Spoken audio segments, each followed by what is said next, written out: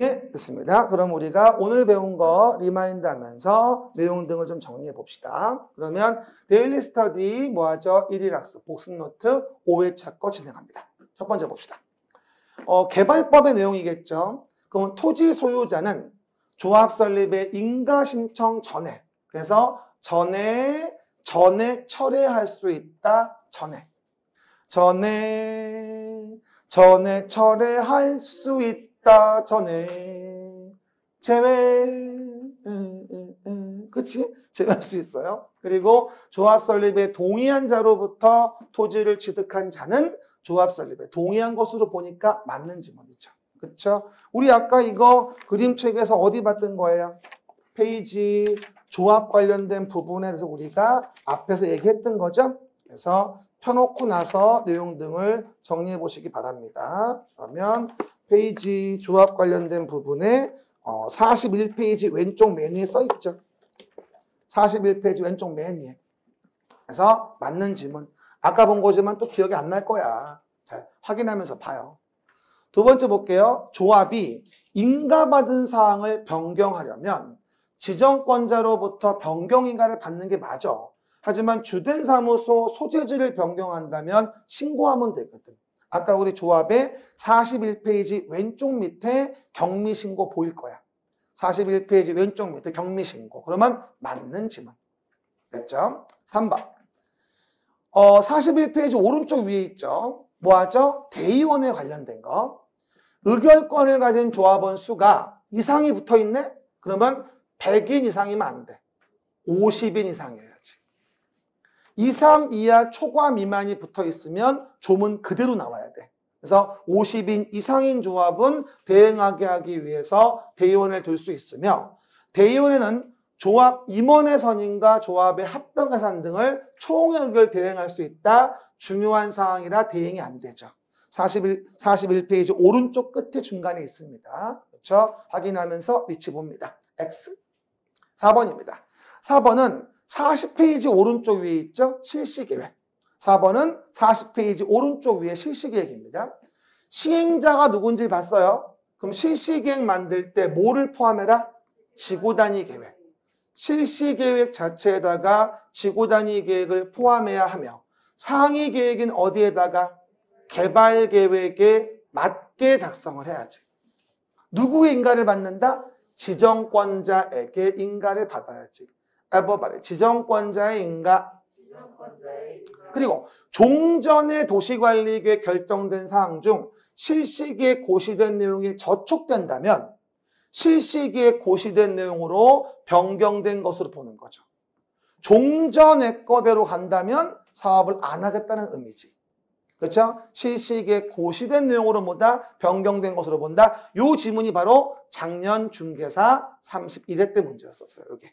그렇죠? 종전꼴로 간다고 나와서 X였었죠. 5번입니다.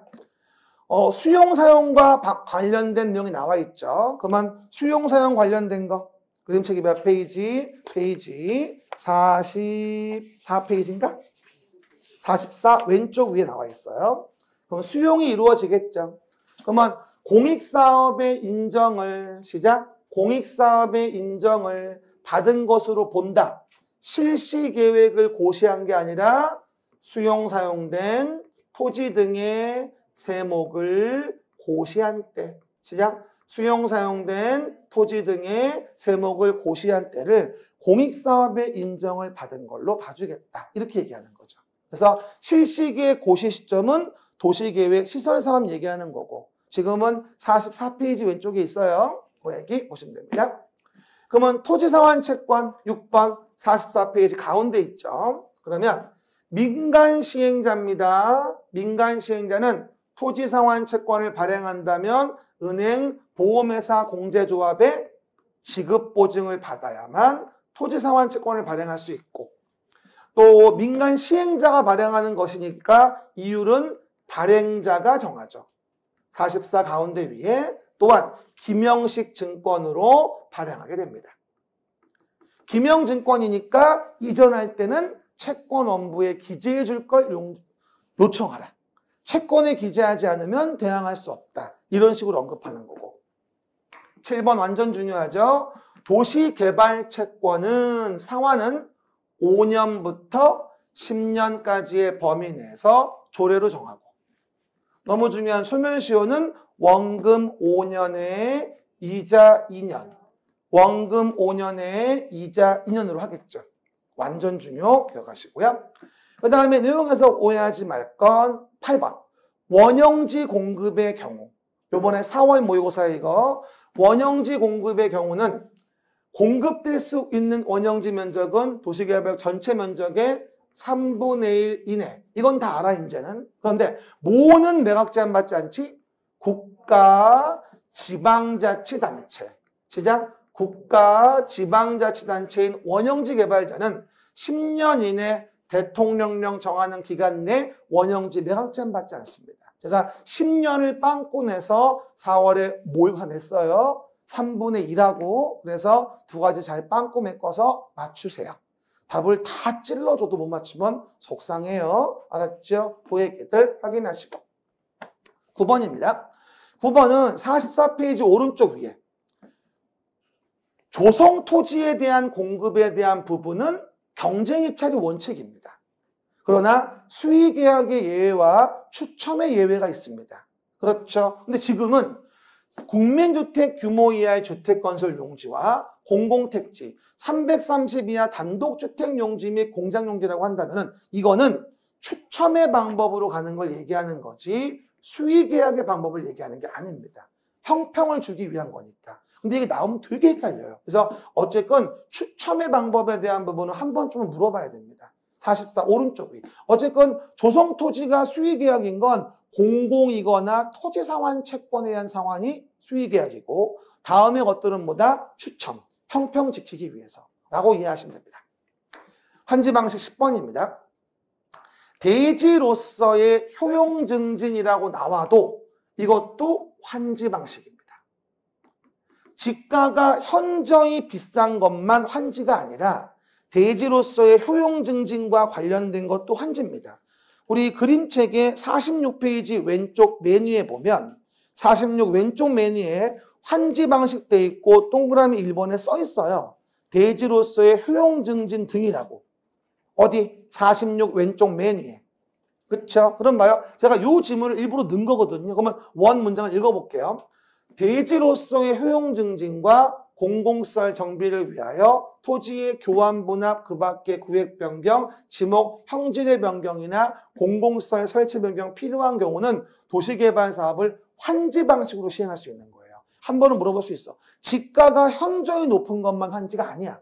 이해 가셨죠? 대지로서의 효용 증진 등이라는 키 센텐스가 나오면 이것도 뭐다? 환지. 그러면 수용은 뭐야? 집단적인 조성 공급에 필요한 건 수용 방식이지. 정의 기억하시면서 보시고요. 11번입니다. 토지 소유자가 신청 동의했대. 그럼 토지의 전부 일부에 대해서 환지를 정하지 않을 수 있어. 이럴 때 신청 동의에 의한 환지 무지정은 임차권자 동의를 받아야 돼. 그래서 아까 8번지 토지 얘기할 때 뭐하죠? 얘기했던 거죠. 신청 동의에 의한 환지 무지정은 임차권자 동의를 받아라. 12번. 환지 예정지야. 예정지가 지정되면 종전토지 소유자 등은 환지 처분 공고되는 날까지 종전의 토지를 사용 수익할 수 있기는 개떡이 있나? 뭐라고요? 종전권은 못 쓴다고. 예정지를 쓴다는 얘기지. 그리고 시행자는 예정지 지정으로 채비지를 사용 수익 처분할 수 있다. 없다. X죠.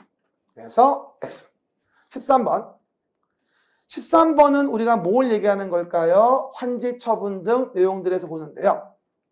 지정권자가 아닌 시행자는 아까 했죠. 준공검사를 받았으면 60일 이내에 환지 처분을 해야 합니다.